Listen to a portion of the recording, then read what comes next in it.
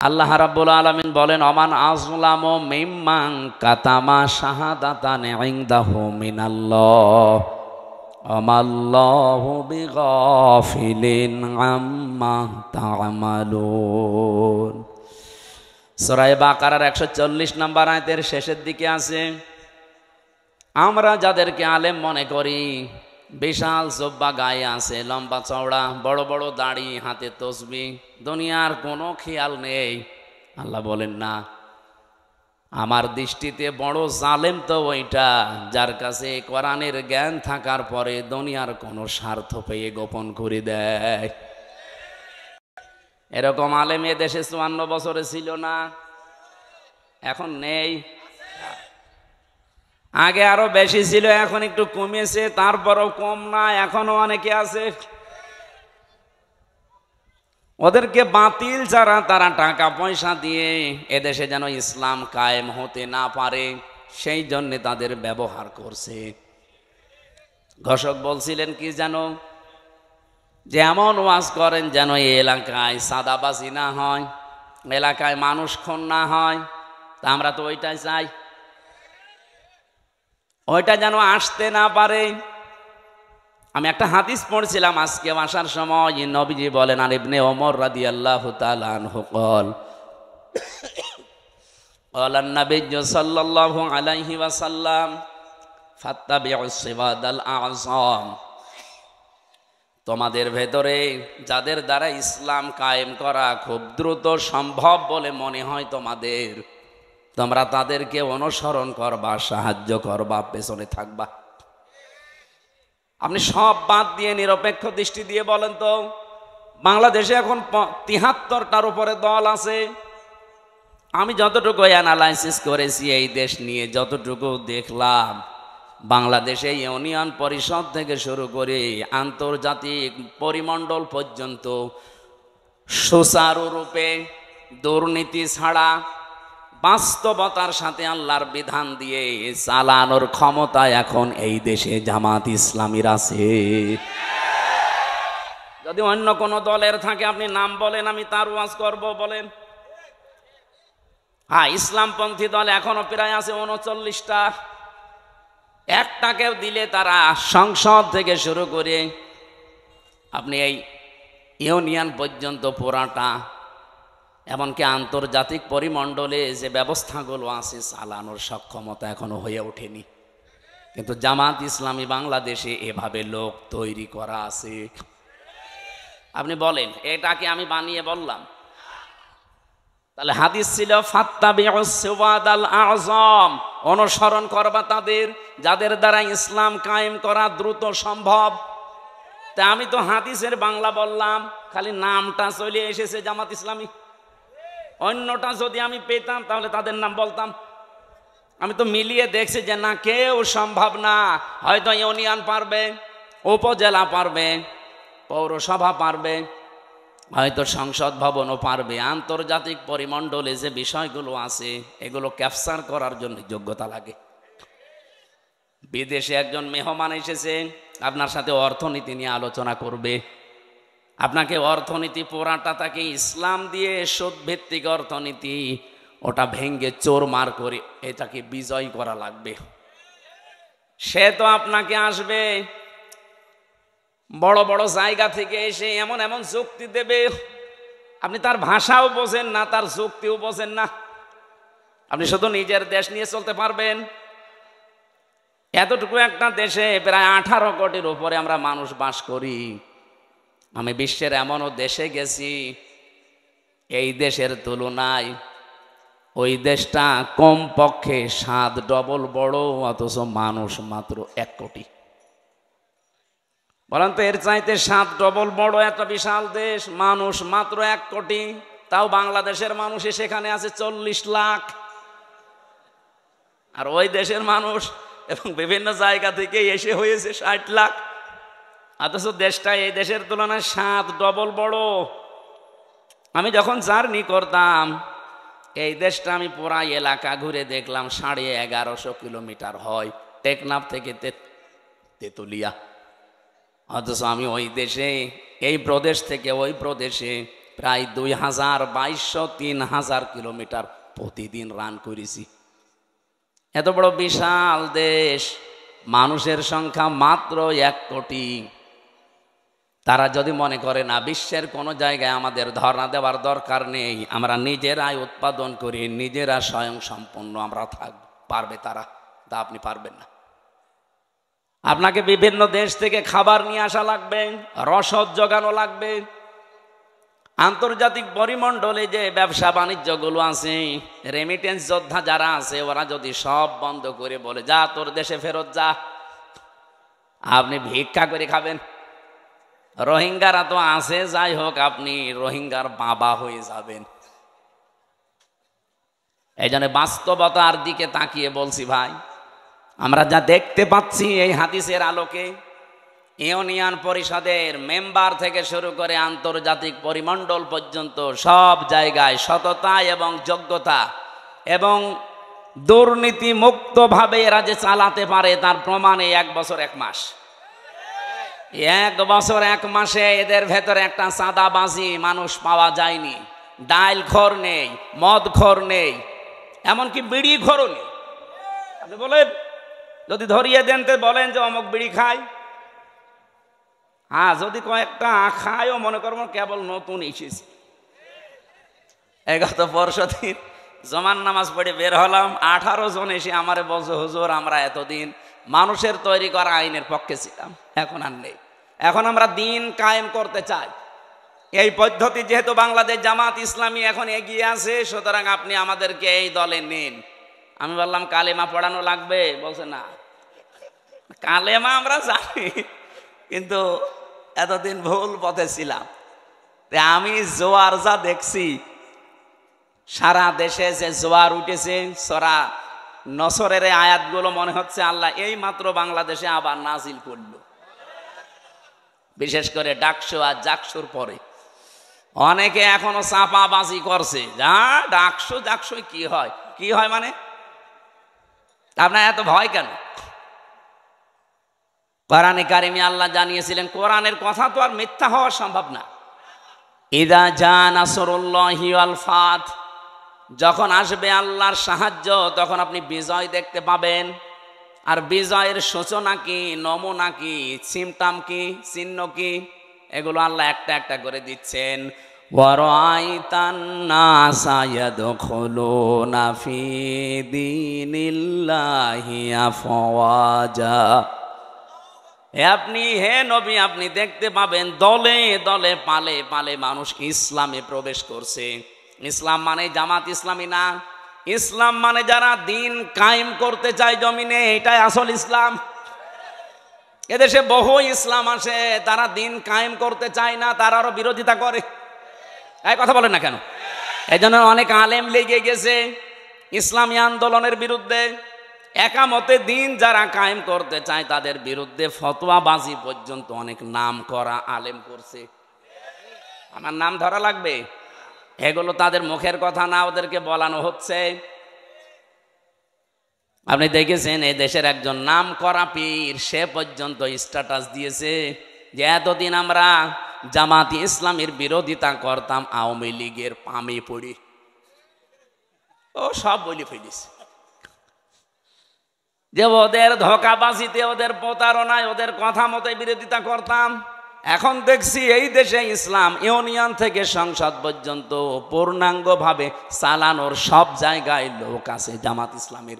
অন্য কাউকে দিলে তারা পারবে না, অন্য কোন হুজুর পার্টিকে দিলে তো পারবেই না। এমনকি জেনারেলকে দিলে আপনি দেখবেন বাবা শাহজালাল সব হালাল হয়ে গেছে। আমরা কি ওই দৃশ্য আর দেখতে চাই না? চ্যাম্পিয়ন হয়েছে পরপর কয়েকবার, এবার এই দেশ চ্যাম্পিয়ন হবে ইসলাম দিয়ে ইনশাআল্লাহ। এই জন্য আমি নাম নিলাম না, কারণ আলেমদের একটা মর্যাদা আছে। এরা যদি ফিরে আসতে চায় তাহলে এরা আল্লাহর দরবারে আলেম, আর যদি এই অবস্থায় থাকে এদের মরণ হবে বালাম বিন বাওরার মতো। আলেমদের মর্যাদা এত বেশি পড়েছি আমি হাদিসে, বিশ্বনবী জানিয়েছেন কিয়ামতের দিন। আমি এটা এই যে কয়েকদিন আগে আসলাম মদিনা থেকে, মদিনার ইমাম যিনি মসজিদে নববীর অনেক খুতবা দিচ্ছিলেন, এলেমের উপরে। ওনার শেষ কথা ছিল এইটা। হাদিসটা উনি আরবিতে পড়ার পরে ব্যাখ্যা করছিলেন আবার আরবি দিয়ে। আমি বাংলায় বলছি, উনি যে কথা বললেন এটার সারমর্ম এটা, কিয়ামতের দিন আলেমদেরকে আল্লাহ যখন বিচার করবেন, ওদেরকে আল্লাহ পর্দা দিয়ে ঘিরে নেবেন, আলাদাভাবে ঘিরে নিয়ে বলবে, মাওলানা এনামুল হক এই করেছিলি, জিজ্ঞাসা করবে এই করেছিলি, প্রত্যেকটা কথার জবাব দেওয়া লাগবে যে হ্যাঁ। রব্বুল আলামিন ওর মুখের কাকতি মিনতির দিকে তাকিয়ে বলবে, গোপনে তোরে মাফ করে দিলাম, কাউকে বলবি না, জান্নাতে চলে যা। কিন্তু সে আলেমও তো আবার থাকা লাগবে। আপনি যদি কোরআনের কোনো বক্তব্য জানার পরেও দুনিয়ার কোনো স্বার্থ পেয়ে, সিদ্ধি পেয়ে যদি গোপন করে রাখেন, আপনি আল্লাহর দরবার আর আলেম নেই, আপনি পুরা জালেম হয়ে গেছেন। আল্লাহ শব্দটা উল্লেখ করলেন আজলাম, এটা সুপারলেটিভ ডিগ্রি। এর চাইতে বড় শব্দ আরবিতে আর হয় না। সব চাইতে বড় জালেম আল্লাহর কাছে ওই লোকটা যে তার জ্ঞান অনুযায়ী, যোগ্যতা অনুযায়ী আমল করে না। এই জন্য যারা এখানে বসে আছে আলেম নাম নিয়ে, তাদের মর্যাদা সম্মান এমনি কামনা করি নাই। রব্বুল আলামিন যেন কিয়ামতের দিন ওই হাদিসের আলোকে আমাদেরকেও তার ভেতরে শামিল করে মাফ করে দেন। সামনে বসা মুসলমান ভাইরা, পর্দার আড়ালে সম্মানিতা মা এবং বোনেরা, প্রাণপ্রিয় নাটোরবাসী, আমার বাড়ি তো খুব বেশি দূরে না, কুষ্টিয়া। আমি কুষ্টিয়া থেকে অন্তত 1-150 কিলোমিটারের ভেতরে যদি আসি, আমার মনে হয় যে আমি বাড়ি বসে আছি। এর চাইতে একটু দূরে গেলে মনে হয় যে পাশের গ্রামে গেলাম। তো যেহেতু পাশাপাশি আছে, এখনো 100 কিলো হয়নি, 80 কিলো আর 15 কিলো, 95 কিলো। তো সেই হিসাবে আমার মনে হচ্ছে যে আমি কেবল ম্যাডামের কাছে খাবার খেয়ে এই যে উঠলাম। কোরআনে কারিম থেকে আমি যতটুকু বাস্তবতা বুঝেছি, আমার বয়স কম হতে পারে আপনার তুলনায়, কিন্তু বিশ্ব দেখা আপনার তুলনায় অনেক এগিয়েছে আল্লাহ আমাকে। আমি দেখেছি এই পৃথিবীর ময়দানে কাউকে যদি আল্লাহ দিন কায়েমের জন্য কবুল করেন, তাকে আল্লাহ কয়েকটা জিনিস আগে দিয়ে দেন। সূরা শূরার 13 নম্বর আয়াতে এটা আপনি পাবেন, শেষের দিকে আছে, আল্লাহু ইয়াজতাবি ইলাইহি মাইয়াশা ওয়া ইয়াহদি ইলাইহি মাইয়ুনিব। রব্বুল আলামিন বলেন, আমি আল্লাহ যাকে এজতেবা করি, পছন্দ করি, মনোনীত করি, নির্বাচিত করি, যাকে আমার ভালো লাগে, এই মানুষটাকে আমি দুনিয়াতে দিন কায়েমের জন্যে নিয়োজিত করে দেই। ও পৃথিবী একদিকে দিয়ে দেবেন, দিন কায়েমের আন্দোলন ওর কাছে একদিকে আল্লাহ করে দেবে। আল্লাহ বলেন, আমি কেন করি জানো? ওয়া ইয়াহদি ইলাইহি মাইয়ুনিব। যে লোকটা দুনিয়াতে মন থেকে আমি আল্লাহর দিনের দিকে সত্যিকার অর্থে ফিরে আসতে চাই, তাকে আল্লাহ এইভাবে নির্বাচিত করেন। আপনি আন্দাজে আসতে পারবেন না, আপনার মন আগে দিনের দিকে ফিরে আসা লাগবে ইখলাসের সাথে। সুতরাং এই দেশে যারা দিন কায়েমের জন্য চেষ্টা চালায়, আপনি বিশ্বাস করতে পারেন আল্লাহ আপনাকে সবার ভেতর থেকে বেছে নিয়েছেন, নির্বাচিত করেছেন, পছন্দ করেছেন, মনোনীত করে ফেলেছেন। এর আগের শব্দে আপনি তাকান, যারা মুখস্থ আছে আপনি দেখেন যে বাড়িতে সূরা শূরার 13 নম্বর আয়াতের শেষের আগে আছে, কাবুরন আলাল মুশরিকিনা মা তাদউহুম ইলাই। হে নবী, আপনি যেদিকে মানুষকে ডাকেন যে আসো আমরা সবাই আল্লাহর বিধান কায়েম করি, কারণ আপনাকে শুধু আমি না, পৃথিবীর যত নবী পাঠিয়েছি মাত্র 2 জন নবীকে বাদ দিয়ে প্রতিটা নবীর উপরে আমার আদেশ ছিল আন আকিমুদ্দিন ওয়ালা তাতাফাররাকু ফি, যে দিন কায়েম করো, আল্লাহর বিধান জমিনে কায়েম করো, এ বিষয়ে কোনো মত পার্থক্য করবা না। আজ যে আলেমরা এই দেশে টাকা খেয়ে দিন কায়েমের বিরুদ্ধে ফতোয়া দেন, আপনি মাজারের বিরুদ্ধে ফতোয়া দেন না, যেখানে প্রকাশ্য শিরিক হয়, বেদাত হয়। ইসলাম যারা কায়েম করতে চান তাদের বিরুদ্ধে আপনি লাগেন। হ্যাঁ, তাদের পদ্ধতি ভুল হতে পারে, কিন্তু তারা তো দিন কায়েমের বাইরে মানুষের তৈরি করা আইন কায়েম করতে চায় না। আপনি যদি সাহায্য করতে না পারেন, মুখ বন্ধ করার দরকার ছিল আপনার। আর আপনি আরো মানুষের ভেতর বিভ্রান্ত ছড়ানোর জন্য আলেম নাম নিয়ে জালেমের মতো কাজ করছেন। রব্বুল আলামিন জানিয়েছেন, হে নবী, আপনাকে শুধু না, এর আগে বড় বড় নবীদের নাম আল্লাহ নিয়েছেন। হযরতে ঈসা, মূসা, নূহ, ইব্রাহিম, এত বড় বড় পাওয়ারফুল নবীর নাম নিয়ে বললেন আপনাকেও আদেশ দিলাম, তাদেরকেও দিয়েছিলাম যে দিন কায়েম করেন, আমার বিধান কায়েম করেন জমিনে আগে, আর এই বিষয়ে কোনো মত পার্থক্য, কোনো ফতোয়াবাজি করবেন না। হে নবী, আপনি যেদিকে মানুষকে ডাকতে চান, এই কথা শুনলে সব চাইতে মন খারাপ হবে, খারাপ লাগবে, রাগ করবে ওই মানুষগুলো যারা মুশরিক। বলে আমির হামজা মাটির নিচের ওয়াজ করেন, তো মাটির নিচে আপনি কেমনি চলে গেছেন? আপনি তো উপরে আছেন, উপরে থাকতে হলে স্বস্তি, শান্তি, নিরাপত্তা নিয়ে কিভাবে থাকা লাগবে, তো ওইটা এখন তৈরি করা লাগবে না? ঘোষক তো ওইটাই বলছিল যে ওইটা বলেন, কি করে আমরা শান্তি, স্বস্তি, নিরাপত্তা নিয়ে থাকতে পারি। আজকে কষ্টে আমার গণসংযোগ ছিল, পথসভার শেষ কথা বলেছি, এবার যদি ইসলাম এদেশে আসে, আল্লাহর কসম এই কুষ্টিয়ার ময়দান থেকে আগে দূর করা হবে চাঁদাবাজি। এই কুষ্টিয়ার বুকে চাঁদাও থাকবে না, বাজিও থাকবে না। আপনিও এই দেশের নাগরিক, আমিও এই দেশের নাগরিক, আপনাকে চাঁদা দেওয়া লাগবে মানে? আমি কি চাঁদের দেশ থেকে এসেছি? এটা সম্ভব, শুধুমাত্র ইসলামকে আপনি এনে দেন, 5 বছর লাগবে না। বাংলাদেশ থেকে 5 দিনে চাঁদাবাজি ঝাঁটিয়ে বিদায় করা হবে বঙ্গোপসাগর। কোনদিন তার মুখে আপনি চাঁদা এ শব্দও শুনবেন না, কারণ ঔষধ কি দেওয়া লাগে ওটা আমার জানা আছে। এ পৃথিবীতে যত বড় অপরাধ আল্লাহ তত বড় শাস্তি দিয়েছেন। দেখবেন জেনা করে যদি বিবাহিতা যারা, তাদেরকে পাথর মেরে মেরে ফেলা লাগবে। আপনি একটা করে দেখেন, এই নাটোরের পুরুষ যারা, তাদের স্বপ্ন দোষ বন্ধ হয়ে যাবে। জেনা করা, আপনার জিনিসপত্র হয়তো উঠবে না, কারণ দৃশ্য মনে হবে ওরে বাবা, পাথর মেরে জাগায় মেরে ফেলছে। আপনি যেটা দিয়ে জেনা করবেন ওই জিনিস নষ্ট হয়ে যাবে।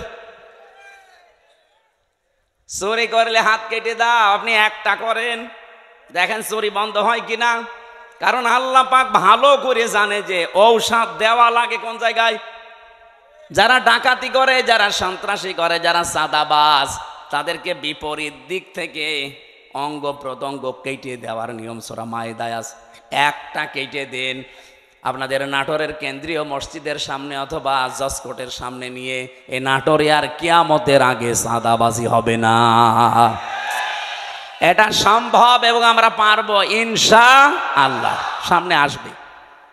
সুতরাং এই আয়াত থেকে আমি যে থিওরিটা পেয়েছি, আল্লাহর বিধান কায়েমের কথা বললে যাদের মন খারাপ হয়, তারা যেন বিশ্বাস করে তারা মুশরিক।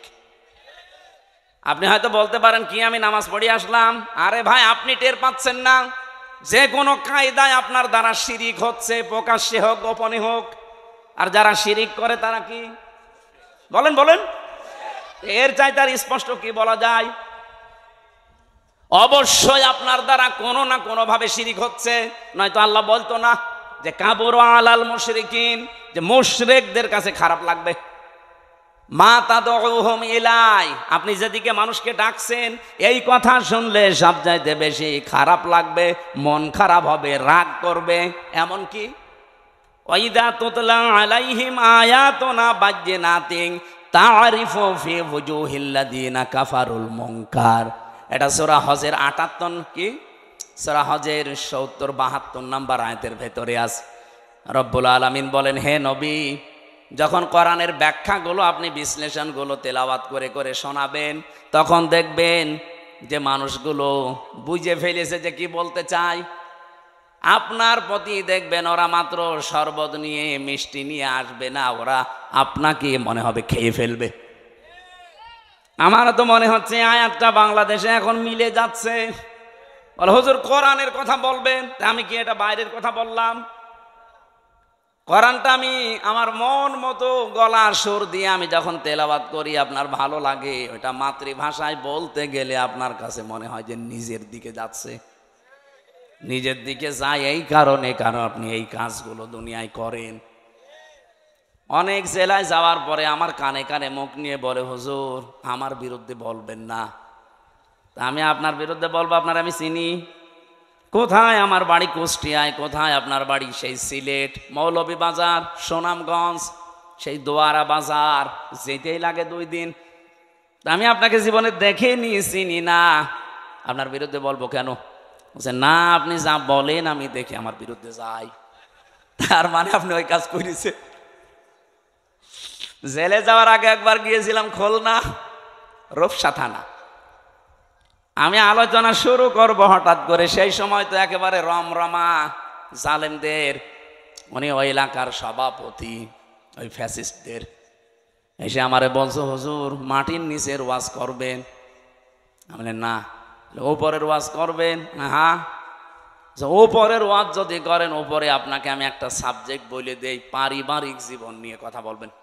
ঠিক আছে, আপনি আমার যেখানেই লাগাবেন আমি ঘুরে ফিরে দিন কায়েমের কথাই বলবো, কারণ এইটাই আসল কাজ। এইটা না হলে জীবনেও এই দেশে বসবাস করার উপযুক্ত পরিবেশ আপনি পাবেন না। বলেন তো, খালি 2 জন নবী বাদ দিয়ে পৃথিবীর কোন নবীর জীবনে আমি পড়ে পাইনি যে তাকে আল্লাহ আদেশ দেয়নি। প্রত্যেকটা নবীকে, খালি 2 জন নবীকে আল্লাহ বলেন না, একটা আদম আলাইহিস সালাম আর একটা সুলাইমান নবী। কারণ আদম নবীর সময় মানুষজন ছিল না, আর সুলাইমান নবী ওনার বাবার কাছ থেকে রাজত্ব পেয়েছিলেন, তো উনি আবার কি কায়েম করবে? বাকি কোন নবীর জীবনী পড়ে আমি পাইনি যে তাদেরকে আল্লাহ নির্দেশ দেয়নি যে আনাকিমুদ্দিন, দিন কায়েম করো।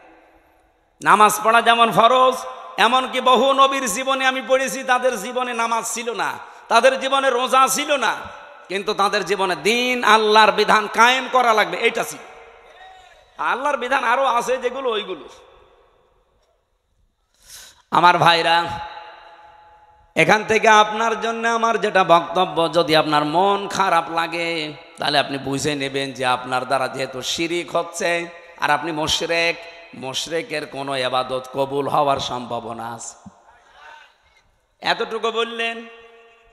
কি আছে আপনি জানেন? কোরআনে কারিমে এত কঠিন কথা মুশরিকদের বিরুদ্ধে, অকদিমনা ইলা মা আমিলু মিন আমালিন ফাজআলনাহু হাবাআম মানসুরা। কিয়ামতের দিন মুশরিকদের আমল নামাটা আল্লাহ এভাবে দেখবে, যেই দেখবে শিরিকের ওটা ধুলি কণার মতো মুখের উপরে নিক্ষেপ করবে। আজ তো শুনতে খারাপ লাগছে, কিয়ামতে কোটি কোটি মানুষের সামনে যখন নিজের কাজ কারবার ধোলার মতো নিক্ষেপ হবে, তখন টের পাবেন। সব চাইতে বড় আশ্চর্য কথা কোরআনে মুশরিকদের বিরুদ্ধে, ইন্নাহু মাইয়ুশরিক বিল্লাহ ফাকাদ হারামাল্লাহু আলাইহিল জান্নাহ ওয়া মাআওয়াহুন নার।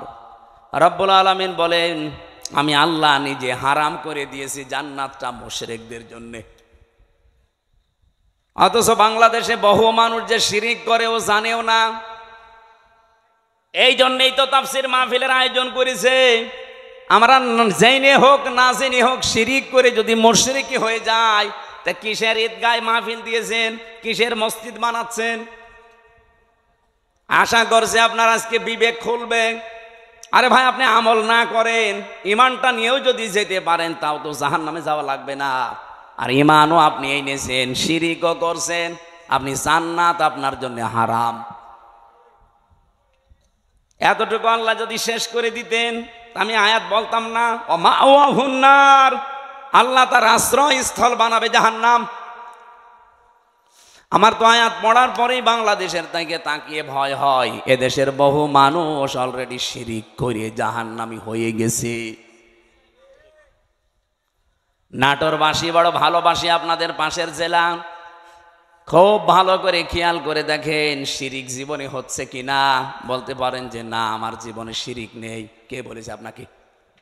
শিরিকের এক কথায় জবাব হচ্ছে, আল্লাহ যেটা পারে ওইটা অন্য কেউ পারে, এই কথা বিশ্বাস করার নাম শিরিক। বলেন এবার আপনার জীবনে আছে কিনা? এখানে খুব বেশি নড়াচড়া হচ্ছে আপনার, বন্ধ করে লাগবে। আল্লাহ যেটা পারে পৃথিবীর অন্য কেউ এটা পারে, এই বিশ্বাস করার নাম বলেন বলেন। আপনি দেখেন তো আপনার ভেতরে আছে কিনা। সন্তান দিতে পারে কে? পৃথিবীর অন্য কারো ক্ষমতা আছে? সে মরা পীর হোক আর জীবিত পীর হোক। এমনকি কত মানুষ দেখি জেনে কি না জেনে করে আমি জানি না, আমার এসে বলো হুজুর আপেল পরিয়ে দেন। কেন? সেদিন বগুড়াতে পেয়েছিলাম এক লোক এসে আপেল নিয়েছে, বলছে হুজুর আপেল পরিয়ে দেন। কেন? বলছে আমার বারবার 4টা মেয়ে হয়েছে, আমি খুব আশা করে আসি এবার যেন ছেলে হয়। আপনি এমন আপেল পড়বেন যেন এবার ছেলে হয়। আপেল পড়িছিলাম, সূরা ফাতিহা দিয়ে ফু দিয়ে ফেলে দিলাম। আপেল কই? ফেলে দিয়েছে। ফেলে দিলেন মানে? আরে ভাই আপেল পড়ে যদি ছেলে হয় তা আমার 3টা মেয়ে হইতো না? আমার তো আগে ছেলে হইতো। ম্যাডামরা শুধু আপেল খাওয়াতাম। কি বিশ্বাস মানুষ। আমির হামজা না, আমির হামজার বাবাও আপেল পড়লে ছেলে হবে? বলে এটা দেওয়ার দায়িত্ব কার? এর একচ্ছত্র মালিকানা অন্য কাউকে আল্লাহ দেয়নি। একটা একটা করে আমি কয়েকটা বলবো শুধু শিক্ষার জন্যে। 2 নম্বরে আল্লাহ যেটা পারে ওটা অন্য কেউ যেহেতু পারে না, আর কেউ যদি মনে করে যে অন্য কেউ পারে তাহলে সে শিরিক করলো, আর শিরিক করলে সে কি? বলেন বলেন। মুশরিকের জন্য জান্নাত হারাম, জাহান্নাম ওয়াজিব। মুশরিকের কাছে খারাপ লাগবে আল্লাহর বিধানের কথা কায়েম এ কথা বললেই।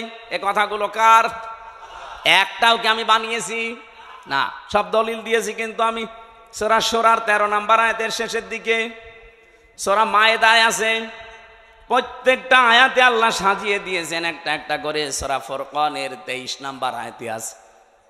এই জন্য বাড়ি যে আয়াতগুলো মিলিয়ে দেখবেন আপনার ভেতরে যেন শিরিক চলে না আসে। আমার এবার প্রশ্ন 2 নাম্বার, এই জমিন বানিয়েছে কে? এখানে অন্য কারো হালকা কোনো সাহায্য আছে? না। আপনি হিন্দুকেও জিজ্ঞাসা করেন, উনিও বলবে এই জমিন আল্লাহ বানিয়েছে। আল্লাহ যদি নাও বলে ভগবান বানিয়েছে। তো ওরা যাদের ভগবান বলে আমরা আল্লাহ বলি, জিনিস একই। ওরা হয়তো ওই বাপ দাদার নিয়ম নীতি মেনে আসতেছে, এই জন্য সরাসরি বলতে পারে না। এই দিন জমান নামাজ পড়িয়েছি কুষ্টিয়ায়, ওখানে 100 ঘর হিন্দু, কয়েক ঘর মুসলমান একটা মসজিদ বানিয়েছে। ওরা মন্দির দেখাতে নিয়ে গেল। বড় বড় যারা মানে হর্তা কর্তা সব এসে বলছে আপনার ওয়াজ আমরা শুনি। ওয়ালা ইন সাআলতাহুম মান খালাকাস সামাওয়াতি ওয়াল আরদা লা ইয়াকুলুন্না আল্লাহ। হে নবী, আপনি যদি আবু জেহেলকেও জিজ্ঞাসা করেন আসমান জমিন কে বানিয়েছে, ও বলবে আল্লাহ বানিয়েছে। তো ওদের ভেতরেও দেখলাম হ্যাঁ এরকম একটা পরিবেশ আছে, কিন্তু মুখ ফুটে বলতে পারছে না। সবার ভেতরে আমার আল্লাহ আছে, কিন্তু এই মানুষটা হয়তো তার পরিবার অথবা তার সমাজের কারণে মুখ ফুটে বলতে পারে না। যাদের বিবেকটা কাজে লেগে যায় ওদেরকে আর থামাতে পারে না। সেদিন যশোরের এক কলেজের অধ্যাপক হিন্দু, ওনারে বলেছিলাম যে স্যার আপনি তো বিসিএস ক্যাডার, আপনার জ্ঞান আছে আমি জানি, আপনি আমার ধর্মীয় গ্রন্থ কোরআন আরবিতে পড়ার দরকার নেই, আপনি পড়তে পারবেন না। আপনাকে আমি ইংরেজি ভার্সন দিচ্ছি অথবা বাংলা, একবার বুঝে বুঝে পড়াটা পড়বেন। 3 মাস সময় দিয়েছিলাম যে 3 মাস পরে আপনার সাথে আমি দেখা করব। 3 মাস পরে দেখি আল্লাহর বান্দা নিজের থেকেই মুসলমান হয়ে গেছে। এজন্য বিবেক যদি হালকা কাজে লাগে ওরে আর আপনি ধরে রাখতে পারবেন না। কারণ পৃথিবীর মানুষ সবাই জানে যে পৃথিবীর সব ধর্মগুলো ভুয়া ধর্ম, বানানো ধর্ম, শুধু ইসলাম আল্লাহ পাঠিয়েছেন।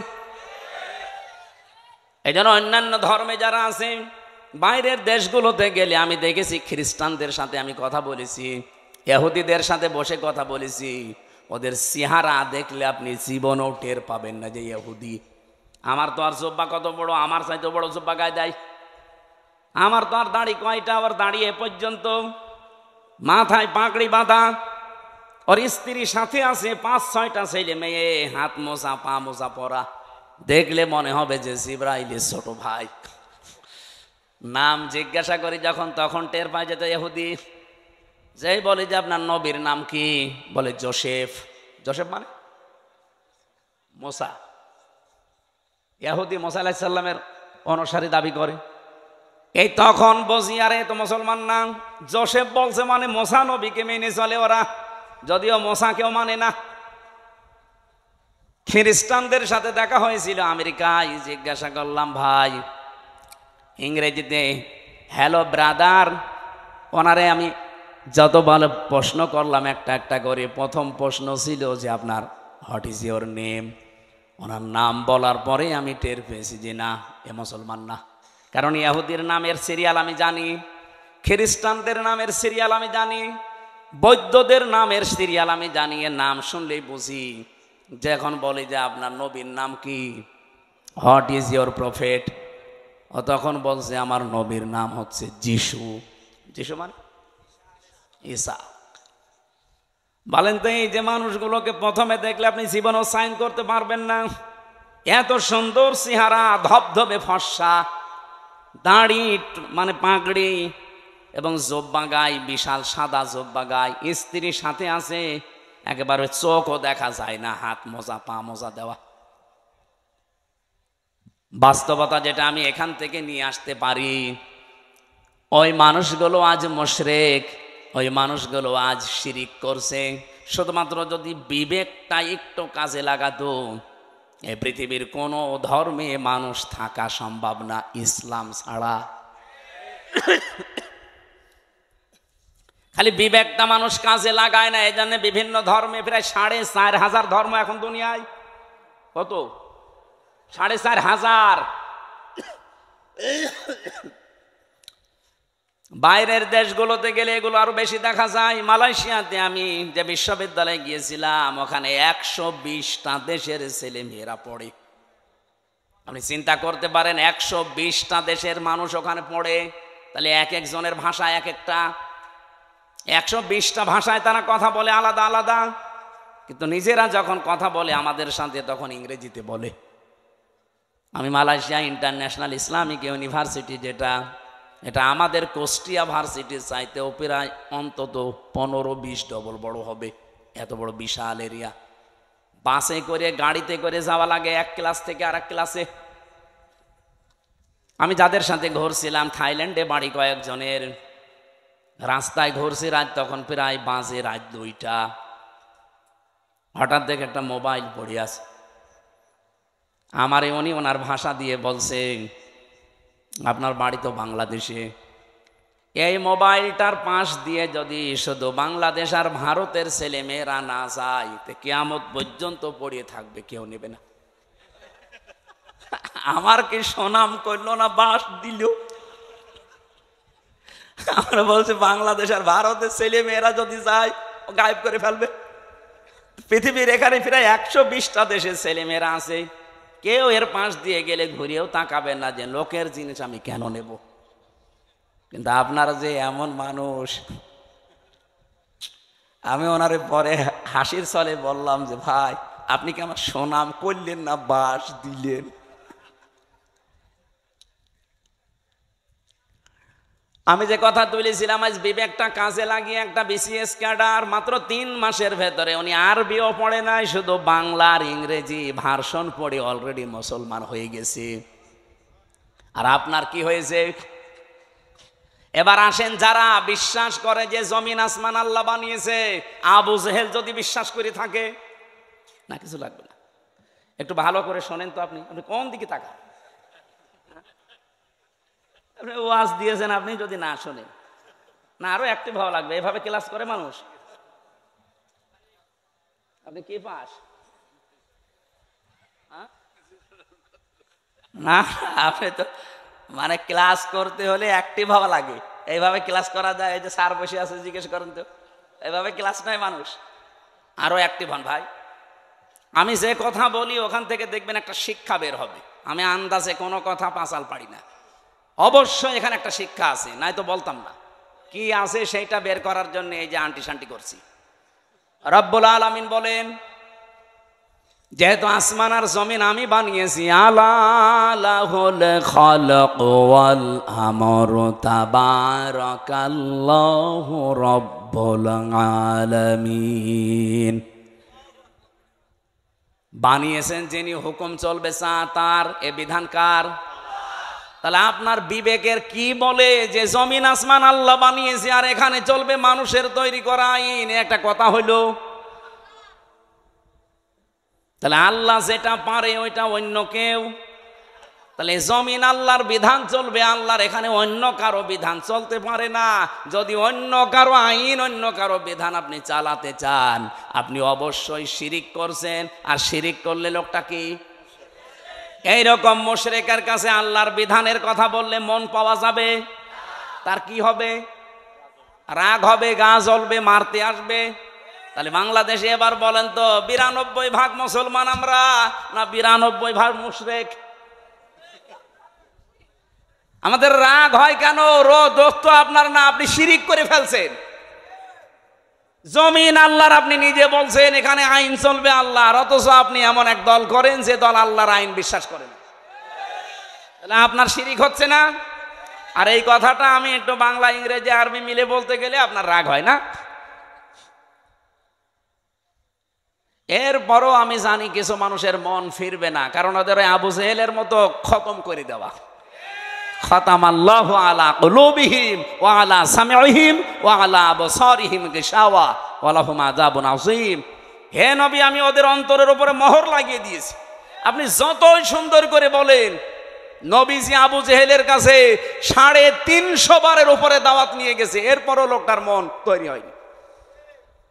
আমার মনে হয় 350 বার না, আমি তো আপনার কাছে এই 11.5 বছর তো আমি ময়দানে, 3 বছর না জেলে ছিলাম, বাকি সময় তো বহুবার আপনি আমার আলোচনা, আলেমদের আলোচনা শুনেছেন, এরপরও আপনার পরিবর্তন হয় না। আলেমরা কি কোনো দিন বলেছে এই জমিনে আমরা আমার বাবার আইন তৈরি করতে চাই? সবারই এক কথা সামারাইজ করে দেখবেন, সবাই বলতে চাই এই জমিনে আমরা আল্লাহর আইন চাই। এইটা শুনলে যদি কারো রাগ হয়, সে যেন বিশ্বাস করে তার দ্বারা কোনো না কোনো ভাবে শিরিক হচ্ছে, আর শিরিক হলে সে লোকটা মুশরিক, এই জন্য তার গা জ্বলে। এবার কার খারাপ লাগবে এবার আপনি নিজে মিলিয়ে নেন, আপনি কি আসলে মুসলমান না মুশরিক? দরুদ আর সালাম পাঠ করার মাধ্যমে আমরা তেলাওয়াতকৃত আয়াত, যেটা আমি ছোট্ট ছোট্ট 2টা আয়াত পড়েছি, 6666টি আয়াত, এটা প্রসিদ্ধ, আর বিশুদ্ধ হচ্ছে 6236টা আয়াত। এর ভেতরে মাত্র 2টা আয়াত পড়েছি, আমি আগে পরও পড়তে পারতাম। এই 2টা আয়াত থেকে কিছু কথা তাফসির আকারে শোনাতে চান। আপনারা তাফসির মাহফিল লিখেছেন, অথচ এখন চলছে নবীজির জন্মের মাস, সিরাত লিখে দিলে আমরা ওইভাবে সাজাতাম। যেহেতু তাফসির লিখেছেন, আমরা তাফসির আকারে কথা বলবো, শুনবেন তো নাকি? লাগবে না। আমি আগে একটু তেলাওয়াত করে তাফসিরের যে মূল নীতি আছে 15টা একটা একটা করে বলবো, এরপরে আমরা ভেতরে যাব। আউযু বিল্লাহি মিনাশ শাইতানির রাজিম। তিলকা আয়াতুল কিতাবিল মুবিন। হ্যাঁ, এখান থেকে এবার একটা শিক্ষা বের হবে। রব্বুল আলামিন বলেন তিলকা, এই আয়াতুন, এটা বহু বচন। এই আয়াতগুলো যেগুলো এখন আপনাদের সামনে আমি বলবো, এই আয়াতগুলো হচ্ছে আল কিতাব। কিতাবের আগে আলিফ লাম আছে, এরপরে আছে মুবিন। আল্লাহ পাক বলেন এটা স্পষ্ট কিতাবের আয়াত। আমার প্রশ্ন হচ্ছে, কোরআন কি স্পষ্ট না অস্পষ্ট? না না, আপনার বলা ঠিক হয়। আপনি তো স্পষ্ট না কোরআন আপনার কাছে, এনামুল ভাই বললে বলতাম। আপনার এখন যদি আমি পেটে বোম মারি, তিলকা মানে কি বলতে পারবেন? আপনার কাছে স্পষ্ট হয় কি করে? তার মানে আমি ওই মানের লোক চাচ্ছিলাম। এখান থেকে ডানে বামে এই আলেমগুলো যদি বলতো স্পষ্ট, আমি কম প্রশ্ন করতাম না। যারা সবাই একবারে বললেন আমার কাছেও কোরআন স্পষ্ট না, আপনি মিথ্যা বলেছেন। কিতাব যদি আপনি স্পষ্ট করতে চান, কিতাবের কাছে আসা লাগবে। কথা বলেন না কেন? আপনি এই যে বয়সে আছেন, এই বয়সে এখন মাদ্রাসায় ভর্তি হয়ে সময় দিতে পারবেন? কি কথা বললেন না? আপনার বয়স এখন 55 বছর, আপনি এখন মাদ্রাসায় ভর্তি হয়ে সময় দিতে পারবেন? ওই 8 বছর 9 বছরে ভর্তি হয়ে যেভাবে পড়ছে পারবেন না। কিন্তু আল্লাহর একটা বিশেষ অনুগ্রহ এই বাংলাদেশের উপরে, এই দেশে এখন এমন একটা মাদ্রাসা, এমন একটা বিশ্ববিদ্যালয় আছে যেখানে ভর্তি হয়ে গেলে আপনাকে কোরআন শিখাবে। সেটা বাংলাদেশে জামাত ইসলামী। আপনি হয়ে দেখেন, 15টা পয়েন্ট পূরণ করা লাগে প্রতিদিন। এই লোকটা খুব শিক্ষিত না, আমি ওনাকে চিনি, ম্যাট্রিক পাসও করে নাই, কিন্তু এই জায়গায় আসার কারণে ওনাকে বিশ্ববিদ্যালয়ে ভর্তি হওয়ার সিস্টেম করে দেওয়া হয়েছে। প্রতিদিন কোরআন শরীফ শুদ্ধ করে পড়া লাগবে। আবার কয় আয়াত পড়বেন, বুঝে পড়েন না, আন্দাজে পড়েন, আবার লেখা লাগবে। 1 মাস পরে আবার দায়িত্বে যারা আছে তাদের দেখানো লাগবে। এর চাইতে বিশ্ববিদ্যালয় কোথায় পাবেন আপনি? বুড়ো বয়সে কোন ভার্সিটি আপনাকে নেবে? যেন আসেন এই বিশ্ববিদ্যালয়ে, আপনাকে আলেম বানানো হবে। খুব বেশি দিন লাগবে না, মাত্র 6 মাস আপনি সময় দেন, আমি গ্যারান্টি দিচ্ছি আপনি এই দেশের বহু আলেমের চাইতে জ্ঞানী হয়ে যাবেন। আমার কথার অর্থ আপনি বুঝেছেন? আপনি স্পষ্ট হন কোরআনের কাছে এসে। বহু আলেম কোরআনের এই শব্দগুলো জানে না, কেন আলিফ লাম দেওয়া হয়েছে এটাও বলতে পারে না। আমার মনে হয় এখানে যদি 100 জন আলেম থাকে, 50 জন বলতে পারবেন যে আলিফ লামের নাম কি। আলিফ লাম 4 প্রকার। এখানে যেটা আছে এটা নির্দিষ্ট করার জন্য আল্লাহ দিয়েছেন। কেন দিলেন?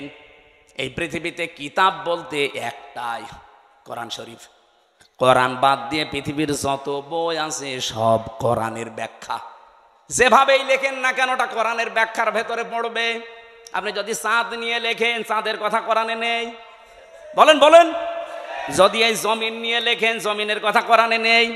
যেটাই করবেন ওগুলো আসলে কিতাব না, ওগুলো কিতাবের ব্যাখ্যা। কিতাব কয়টা? আরো জোরে, কেমন কিতাব? স্পষ্ট বলেন। আল্লাহ পাক বলেন, আলহামদুলিল্লাহিল্লাযী আনজালা আলা আবদিহিল কিতাবা ওয়া লাম ইয়াজআল লাহু ইওয়াজা। প্রশংসা করা লাগবে আমার। কেন? আমি আমার বান্দাকে কিতাব দিয়েছি। কিতাব কেউ দিতে পারে না, আল্লাহ নিজে পাঠিয়েছেন এটা তার বান্দার কাছে। এমন কিতাব দিলেন, ওয়া লাম ইয়াজআল লাহু ইওয়াজা, যে কোরআনের ভেতরে, কিতাবের ভেতরে কোনো বক্ষতা নেই, যেখানে কোনো গোপন কথা আপনি পাবেন না। কোরআনে যা আছে সব স্পষ্ট কথা, সব ওপেন কথা, কোনো গোপন কথা আছে? আরো জোরে বলেন। এজন্য কোরআনের নিয়মই এইটা, এর কাছে যদি কেউ বুঝে শুনে আসে, সে আর জীবনেও গোপন থাকে না, সে ওপেন হতে চায়। আর আমরা এমন কিতাবের আলেম, এত স্পষ্ট চলছে দুনিয়া এখন, এত সহজ হয়ে গেছে, এরপরেও বলে হুজুর আমি গোপনে আছি। কে কিতাব পড়ে আলেম হয়েছে যে এতদিন গোপন থাকা লাগবে? হযরত ওমর যেদিন শুধু কোরআন পড়েছিলেন সূরা তাহা, সঙ্গে সঙ্গে তিনি ওপেন হয়ে গেছেন। আর আমরা এমন হুজুর সারা জীবন তো গোপনে আছি, এখন একটা সুযোগ এসেছে তাও বলছে গোপনে আছি। ও মনে হয় কিয়ামতেও গোপনে থাকবে। আরে ভাই, আপনার কাছে কি মনে হয় এই যে সুযোগটা আল্লাহ তৈরি করে দিয়েছে, দলে দলে মানুষ পালে পালে। আমি তো সারা বাংলাদেশের 630টা থানা ঘুরছি, সারা দেশ আমার এই হাতের ভেতরে। আমি তো দেখতে পাচ্ছি অবস্থা কি। জোয়ার যা উঠেছে, আমার বিশ্বাস ইসলাম এবার সংসদে যাবে। যতই ষড়যন্ত্র করেন জীবনও ঠেকাতে পারবেন না। বিভিন্ন ষড়যন্ত্রের কথা আসবে, কিন্তু এগুলো মোকাবেলা করার জন্য আমরা দায়িত্ব দিয়েছি একজনকে। কে? আল্লাহুম্মা ইন্না নাজআলুকা ফি নুহুরিহিম ওয়া নাউযু বিকা মিন শুরুরিহিম। আমার জেলখানার 3 বছরের তাহাজ্জুদের নামাজের দোয়া ছিল এটা। আল্লাহ, ইসলামের বিরুদ্ধে, আমার বিরুদ্ধে এই দেশে যারা ষড়যন্ত্রে মেতে আছে, আমি তো পারলাম না, তোমাকে দায়িত্ব দিলাম এদের ষড়যন্ত্রের বিরুদ্ধে, তুমিই যথেষ্ট। আল্লাহ পারবে না ইনশাল্লাহ? উনি যে পারবে তার প্রমাণ জাহাঙ্গীরনগর, যেখানে টয়লেটের ভেতরে নামাজ পড়া লাগতো ইশারায়, সেখানে আজ আল্লাহু আকবার ধ্বনি উঠতেছে। সুবহানাল্লাহ বলতে পারেন না? সংসদেও ইনশাল্লাহ আল্লাহু আকবারের ধ্বনি এবার যাবে। এখনো যারা আলেম, যারা ইমাম, যারা খতিব, এরা যদি বলে যদি আমি ইসলামের পক্ষে কাজ করি আর ইসলাম যদি এবার না যায়, তাহলে আমার ইমামতি থাকবে তো? আরে ভাই, আপনি ইমামতি নিয়ে আসেন, ইমামতি থাকবে না মানে শুধু ইমামতি থাকবে না, ওই কমিটির উপরে আর নির্ভরও করা লাগবে না। ইসলাম গেলে আপনার বেতন দেওয়া হবে রাষ্ট্র থেকে। পশ্চিমবঙ্গে আমি বেশি থাকতাম আগে, কারণ এই সমস্ত জায়গায় তো আল্লাহর ওলিরা আসতে দিত না। তখন ওই জায়গায় থাকতাম পশ্চিমবঙ্গে। পুরা এলাকা আমি এই বাংলাদেশের মতো চষেছি, ওই পশ্চিমবঙ্গ পুরাটা মমতা ব্যানার্জির। ওই দেশের ইমামদের সাথে খতিবদের সাথে মিলে দেখলাম আর একটা হিন্দু দেশ, অথচ ওখানে ইমাম, মুয়াজ্জিন, খাদেম আর খতিব 4 জনের বেতন দেওয়া হয় রাষ্ট্র থেকে। মমতা ব্যানার্জি একটা হিন্দু মহিলা, সে যদি বেতন দিতে পারে ইমামদের, খতিবদের, মুয়াজ্জিনদের, আর আমরা ইসলাম নিয়ে গেলে ইমাম, মুয়াজ্জিন, খাদেম, মাদ্রাসা, মসজিদ, আলেম ওলামার বেতন রাষ্ট্র থেকে দিতে পারবো না? শুধু যে টাকা পাচার হয়েছে ওইটা নিয়ে আসতে পারলে তো কিয়ামত পর্যন্ত বেতন দেওয়া যাবে। আপনি জানেন কত টাকা পাচার হয়েছে? এক দরবেশ 36,000 কোটি টাকা পাচার করেছে। 36,000 কোটি। আমার মনে হয় আমার মতো হামজারে কিয়ামত পর্যন্ত গুনতে দিলে আমি গণিত শেষ করতে পারবো না। একজন দরবেশই যদি এই করে, তাহলে যারা ধরবেশ ওরা যে কি করেছে। সেদিন মনে হয় সিঙ্গাপুরে ছিলাম, যে হোটেলে উঠেছিলাম না, মালয়েশিয়া, 118 তলা হোটেল। আমি আর এক হোটেলে আমি বললাম এত জায়গা এত দূরে আমার রেখে না, আমার কাছে দিন। ওই হোটেলটাও 75 তলা। 75 তলার উপরে উঠে আমি জানালা খুলে দিয়েছি, আমার মনে হচ্ছে যে একটা জান্নাতের মতো বাতাস আসতেছে। ওখান থেকে বললাম একটু নিচে যেয়ে দেখি তো খাবার পাওয়া যায় কিনা। নিচে যেয়ে নামলাম, নেমে দেখি 2 জন বসে বসে রাত 2টা বাজে চা খাচ্ছে। আমি চেহারা দেখে বুঝে ফেলেছি। আমি যে সালাম দিলাম আসসালামু আলাইকুম, ও তো বলবে যে ওয়ালাইকুম আসসালাম না, বলছো হুজুর আমরা আগে পালিয়েছি। একটা সালামের জবাব হইল, আমি দিলাম আপনার সালাম আর আপনি বলছেন আমরা আগেই পালিয়েছি। কি বলেন আপনি? না, ওই 4 তারিখে দেখলাম যে ভালো না, চলে এসেছি। তাই আপনি এই হোটেলে আছেন, অথচ আপনার তো শুনেছি যে 620টা বাড়ি। কত? 620টা বাড়ি ওর। না না, ওই যে ভূমি মন্ত্রী ছিল যেটা সাইফুদ্দিন জাবেদ নাকি না, ওর সাথে আর এক শয়তানও আছে। বলছে হুজুর আমার সাহেব পাড়া আছে মালয়েশিয়ায়, আমার কানাডাতে বাড়ি আছে বেগমপাড়া, লন্ডনে আছে, এই যে এখানেও আছে পাশের রাষ্ট্র সিঙ্গাপুরে, কিন্তু আমি যেতে পারি না। এই দেশে 20 লাখ বাঙালি থাকে, আমি যদি বাইরে যাই আমার ভত্তা পানি থাকবে। খুব গোপনে আসি, নামি না। এই যে রাত 2টো বাজে নেমেছি, আপনি আমার জন্য দোয়া করে। দোয়া আপনার জন্য আসবে? কি দোয়া করব? এখন দোয়া করলে তো বদদোয়া হবে। আপনি কি করেছেন? 620টা বাড়ি মানুষ বানায়, আমার একটা বাড়ি, তাই আমি মনে হয় বছরে 2-3 মাস থাকতে পারি, বাকি সবসময় রাস্তায় থাকি। আপনি কবে থাকবেন বাড়িতে? এই জন্য এদেশের আলেম ওলামারা এখনো যে ভয়ে চিন্তায় আছে। কোনো ভয় নেই আপনার, কোনো চিন্তা নেই। ইসলাম এবার আসবেই, আর আপনারা সবচাইতে বেশি সুযোগ সুবিধা পাবেন, সে কওমি বলেন, আলিয়া বলেন, খারেজি বলেন, যাই বলেন। কিন্তু কিছু আলেম নামধারী এদেরকে এই বাম আর রামরা এখনো পর্যন্ত পেছনে লেগে আছে। জামাত ইসলামী বাংলাদেশের বিপক্ষে একটা কথা লাগিয়ে দেন, এরা আসলে নাকি মাদ্রাসার বেতন বন্ধ করে দিবে। এটা শয়তান বিশ্বাস করবে? এটা আপনার কথা না, আমরাও জানি। আপনাকে দিয়ে রাম আর বামরা বলাচ্ছে।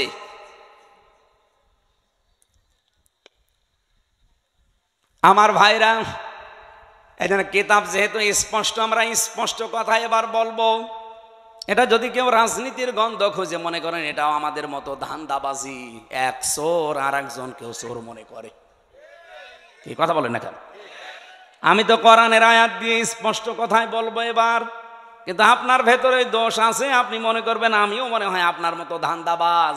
না, আপনার মতো ধান্দাবাজ বাংলাদেশ জামাত ইসলামীতে নেই। কারণ এই দেশে জামাত ইসলামী একমাত্র দল যারা গ্যারান্টি দিয়েছে যদি এই দেশে রাষ্ট্র ক্ষমতায় তারা যেতে পারে, 1 টাকার মালিক তারা হবে না। আমিরে জামাত ঘোষণা দেয়নি যে এই দেশ থেকে যদি কেউ এমপি হয়, মন্ত্রী হয় জামাত ইসলামী থেকে, 5 বছরে তাদের 1 টাকা বাড়বে না।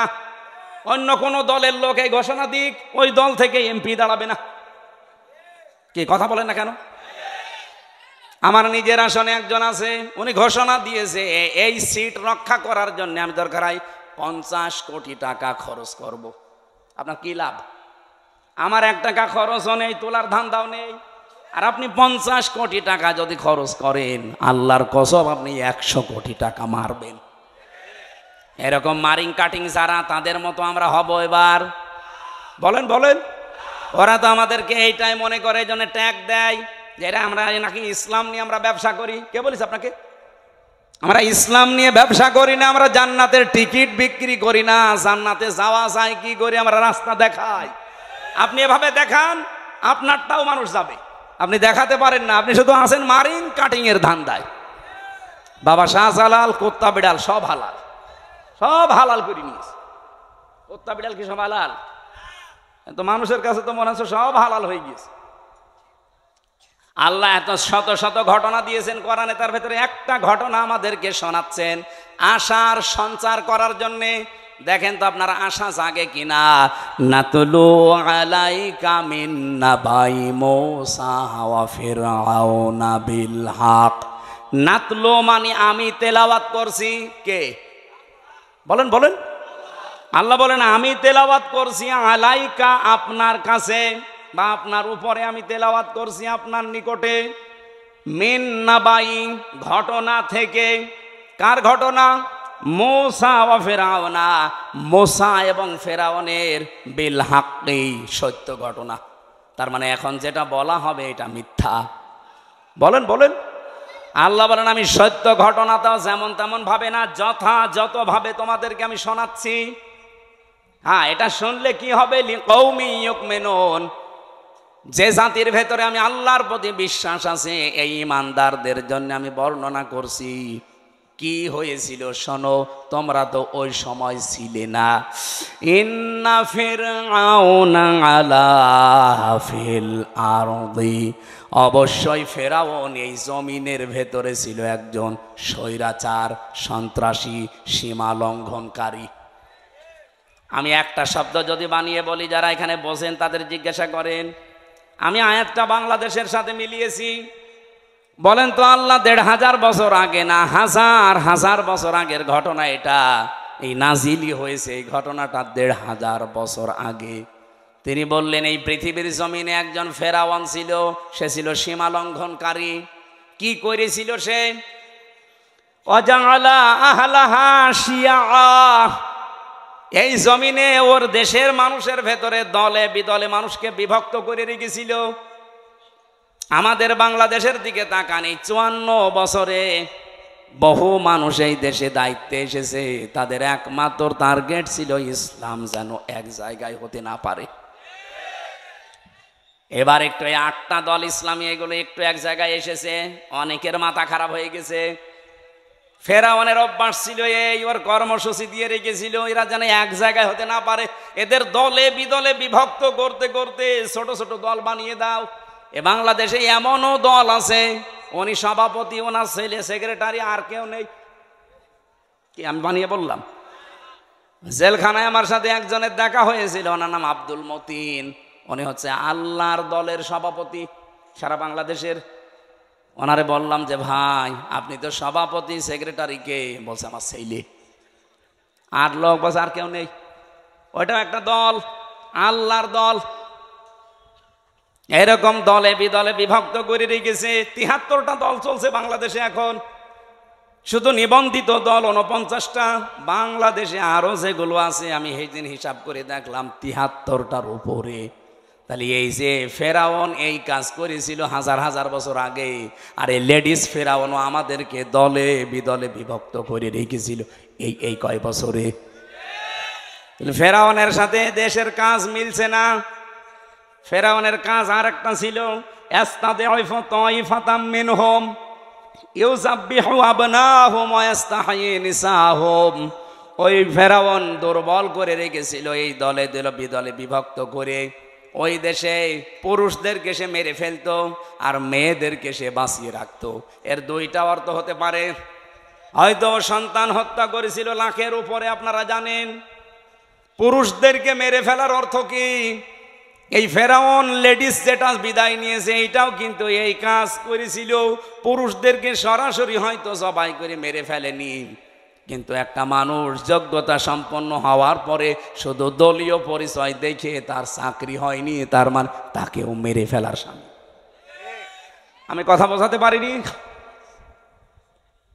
মাওলানা এনামুল হক যেখানে ওঠার কথা সেই জায়গায় ওনার শুধু দলীয় পরিচয় থাকার কারণে ওই জায়গায় উঠতে দেয়নি, ওনারে বসিয়ে রেখেছে সেই যে নিচের চেয়ারে ওখান থেকে, অথচ এই 15 বছরে ওনার ওঠার কথা 5 সিঁড়ি পার হয়ে। এই যে উঠতে না দেওয়া এটাও মেরে ফেলার শামিল। এই কথা বলেন না কেন? আমার সামনে আমি নিজে মনে করেন আমার রোল নাম্বার 1, 50 নাম্বার স্যার, তারে এনে আপনি বসিয়ে দিয়েছেন চেয়ারে, বলেন তো আমাকে মেরে ফেলা কিনা? ফেরাউন এটা করেছিল ওই জামানায়, আর এই জামানায় ফেরাউন এখন ঠিক এই কায়দায় পুরুষদেরকে অলরেডি শুধু ইসলাম মানার কারণে মেরে ফেলেছে।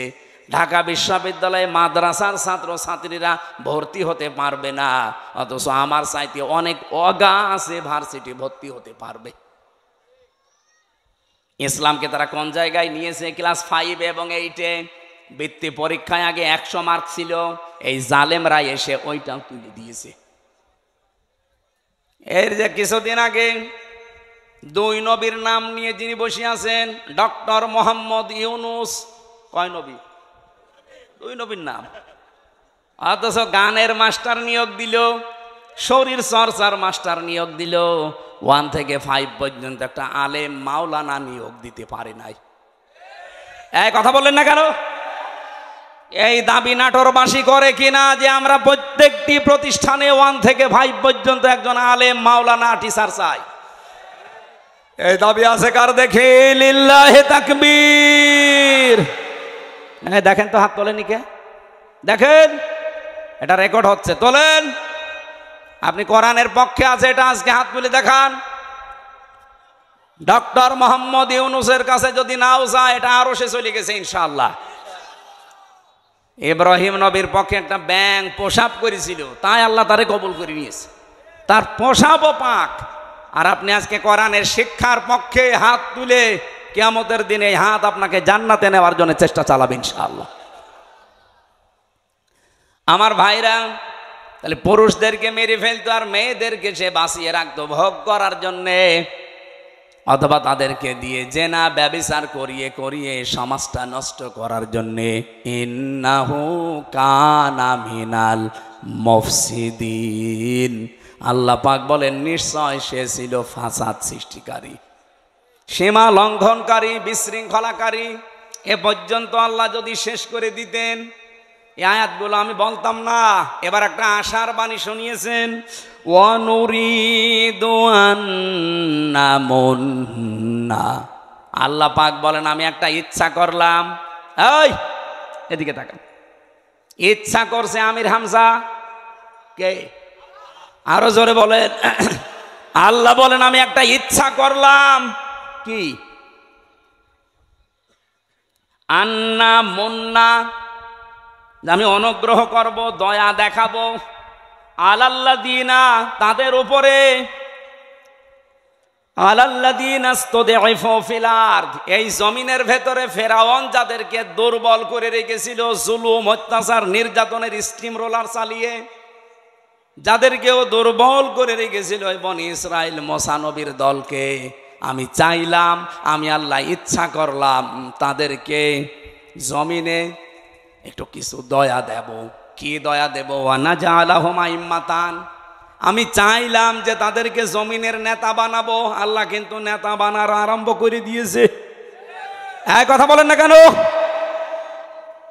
এতটুকু না, ওয়ানাজআলাহুমুল ওয়ারিসিন, আমি চাইলাম এই জমিনের উত্তরাধিকারী তাদেরকে বানিয়ে দেব।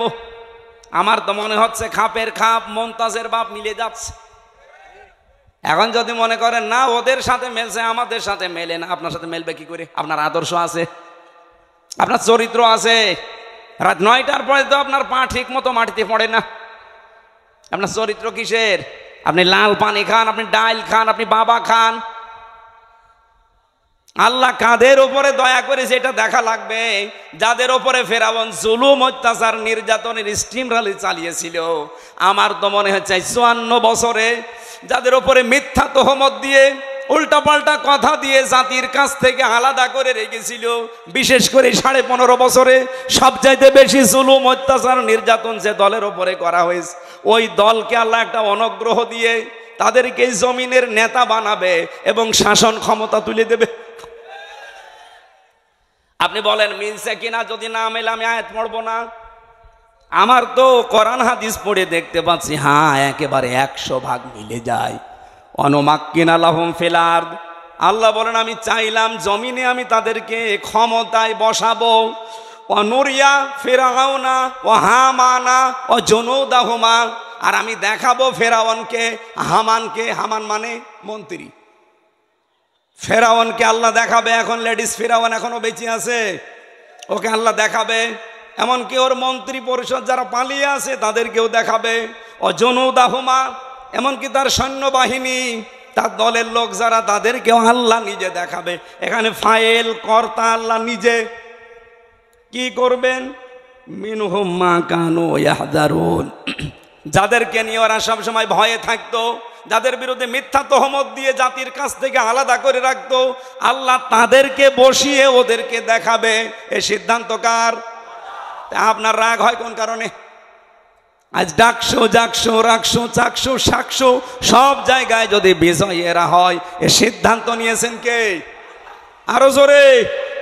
আপনার রাগ হয় কোন কারণে? আল্লাহ সিদ্ধান্ত নিয়ে এটা করছে, জমিনের শাসন ক্ষমতা আল্লাহ তাদের দেবে। এ জমিনের উত্তরাধিকারী এবার হবে ইসলাম। আরো জোরে বলেন ঠিক কিনা? এটা দেখতে চান না চর্ম চোখে?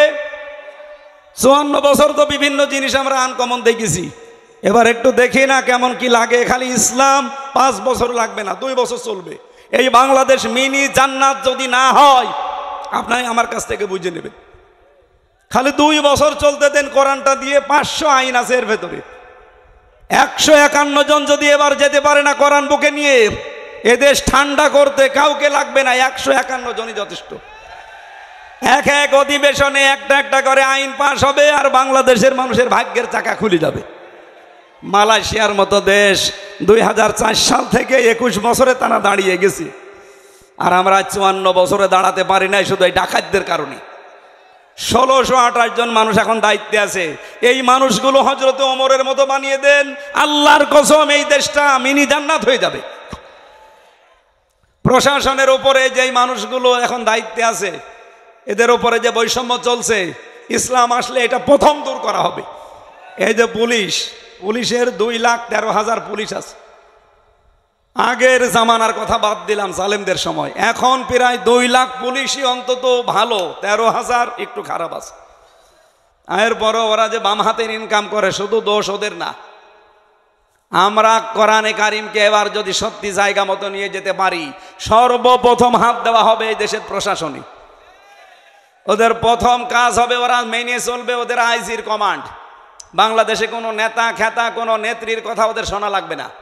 2 নম্বরে 8 ঘন্টা ডিউটির পরে যেই কয় ঘন্টা ওরা ডিউটি করে জনগণের জন্য, ওভার টাইম হিসাবে মাস শেষে বেতন দেওয়া লাগবে। 3 নম্বরে এই যে আজ নাটোর নলডাঙ্গা থানা থেকে, এটা কয় কিলো জানি না আমি, কয় কিলো? 4 কিলো। এই 4-8 কিলো পথ ওরা এখানে এসেছে, এখানে থাকবে সারাদিন। মনে করেন সে দুপুরবেলা এসে এগুলো দেখছে, ওদের খাবার দাবার নাস্তা, এরপরে এই যাওয়া আসার যে বিল, এগুলো কিন্তু ওদের নিজেদের পকেটের টাকা। ওই যা বেতন পায় ওখান থেকে কেটে নেয়, ওখান থেকে খরচ করে। অথচ ওর ওপরে ওর মা বাবা স্ত্রী সন্তান সবগুলো ডিপেন্ডেন্ট। কথা বলেন না কেন? তো ও কি করবে? ওই 32,000 টাকা দিয়ে যখন চলে না, তখন ওই মাম হাতের ইনকাম করে, আর তখন ওদের খারাপ বলি।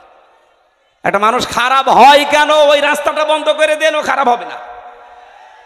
পুলিশ যদি এখানে কেউ থাকে, আপনি তারা জিজ্ঞাসা করে দেখেন, আজকে যদি সে দুপুরে এখানে এসে থাকে, খাবার খাওয়া, চা নাস্তা খাওয়া, যাওয়া আসার সব বিল ওর পকেটের। কেন? ও কি ওর বাবার কাজ করছে না আমাদের কাজ করছে?